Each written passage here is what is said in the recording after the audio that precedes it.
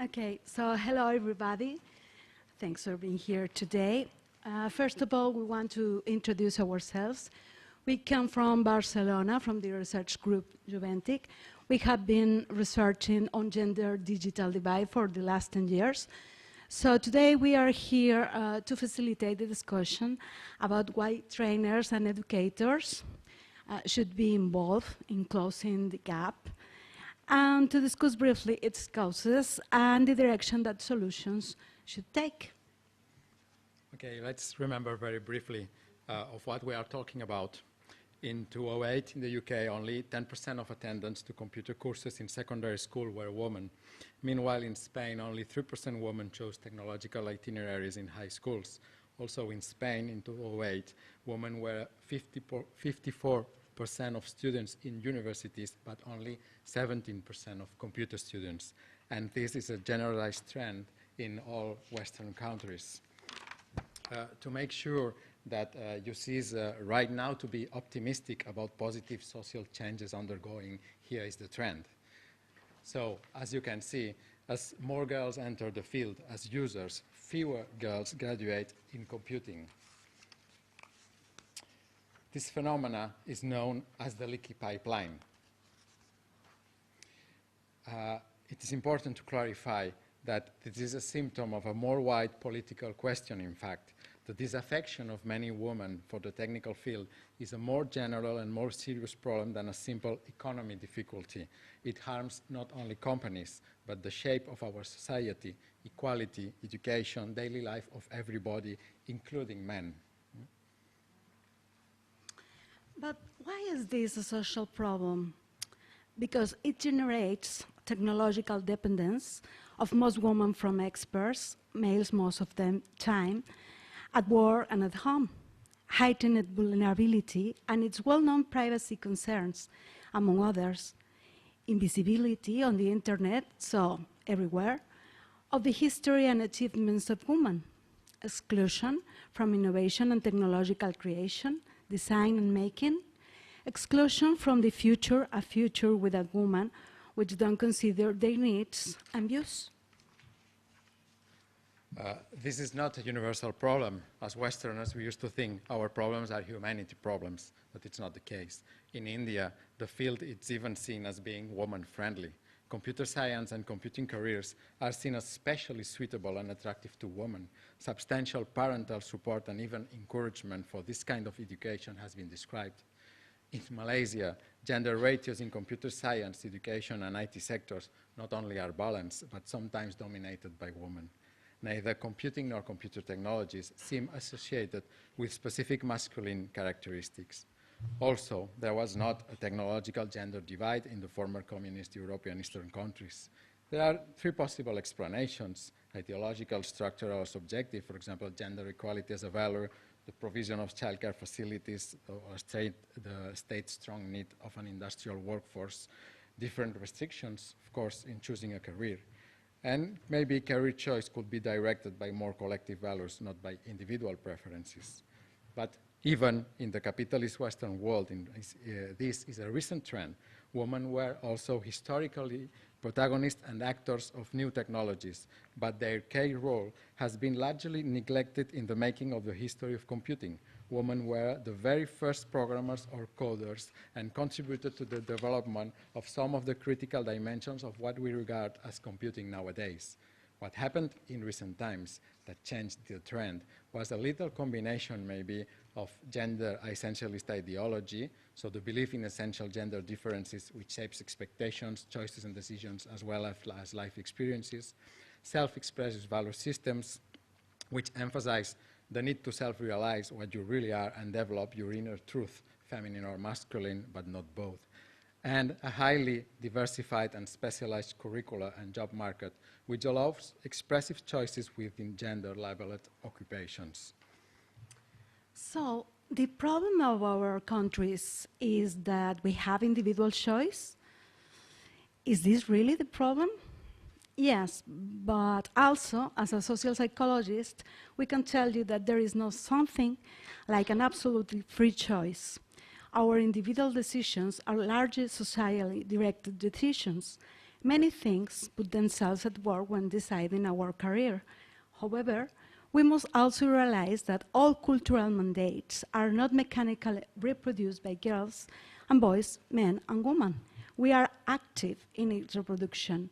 When attempting to reproduce gender, the performer also feels each of the emotions involved in the role.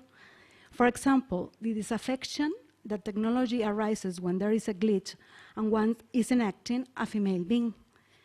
The performer is also redirected to perform as expected if she doesn't want to comply. This is how choice looks like. So when we say women are really not interested in technology, it's a much more complicated picture than it seems. However, as it finally comes to personal decisions, there is the possibility of a girl choosing what she has not to. So when a girl takes the decision she's interested in technology and gets there, probably due to multiple accidents and diversions, it is automatically invisible. Her story does not correspond to the dominant narratives, is quickly forgotten, or is actually declared an exception. The routes that these women take are complicated or invisible, or both. For example, the following barriers produce low levels of self-confidence in developing technological skills. The vast majority of female computer students in our researches didn't carry out any activities specifically related to IT before their university degree. Also, there is a lack of IT educational activities, toys, entertainment directed to girls. Neurosexist arguments upholds the claim that differences between males and females in technical and mathematical performance are natural and the biological order of things. This is not a merely descriptive argument. It has implications for girls and women who are studying computer science regarding their perception of their own performance and capabilities. Finally, as we have seen in the video, interactions are relevant. Computer girls can be made the weird ones or the girl that does not look like a girl. There is no doubt that they form part of a peculiar constitution of subjectivity, which occurs through a negative view of others, and usually people do not want to be put in such positions. Another barrier is an unappealing job market. Whether they are already working or not, they anticipate and know or suspect the ground they will be working on. Not all girls can accept that selection processes are unfair and biased, that her salary is unfair, that they will be viewed as sex objects, to finally end up knowing that they will not be heard as men are. At this stage, we can see the difficulties arising in fitting their activities as computer science students within a gendered identity. It is a psychologically and socially complex task. Young women have more difficulties in identifying their activities as students in IT with their gender identity in the same way as boys do. What apparently happened is that performing being a woman is incompatible in some way with performing an expert use of ICT. Our subjectivity, the sense of who we are, and so our gender identity, relies heavily on what we feel. And emotions are also something that we perform.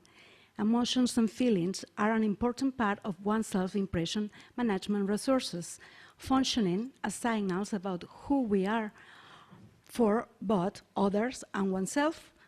For example, you can more or less consciously act the emotions you must feel in front of IT in function of your gender. Boys learn to feel and act enthusiasm with games, fixing and touching computers, mobile phones, hiking activities, and girls don't. Instead of that, girls do the opposite emotional labor, which is the work necessary to find all technology might not be.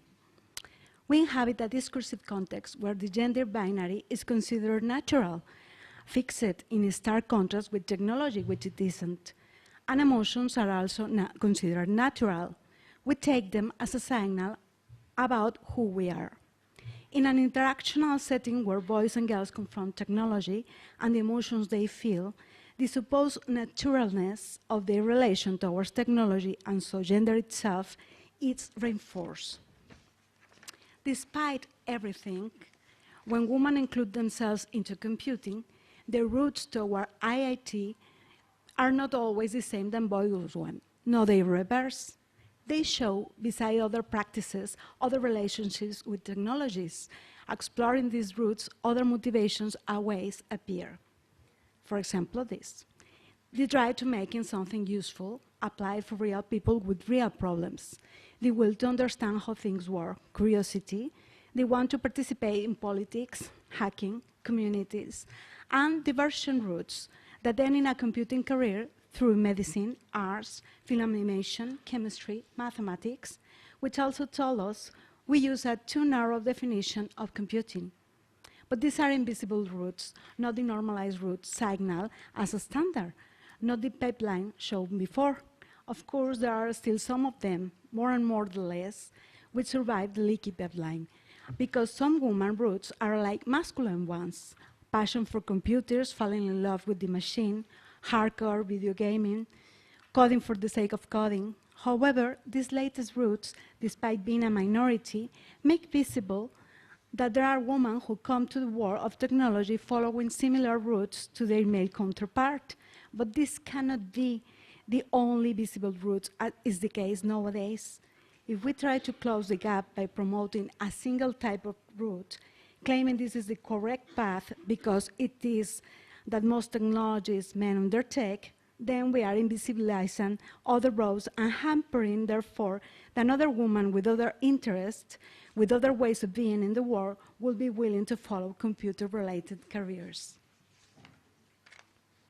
So as we can see, the pipeline is a too simple metaphor. Things are much more complex. There are entrances, and there are exits, and there are really multiple pipelines. Making them visible should be a priority, as efforts are made to provide young girls with feminine career models. Efforts should be done to show them the different routes these women have undertaken to arrive where they are. Also, interventions can be done to help girls rehearse or test different emotional responses to social and personal situations involving technology.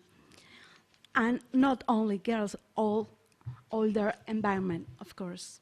So, the video you have seen is a part of a play in which girls and boys from high schools rehearse different situations in front of the computer. And well, that's this, I think we've done. And thank you very much.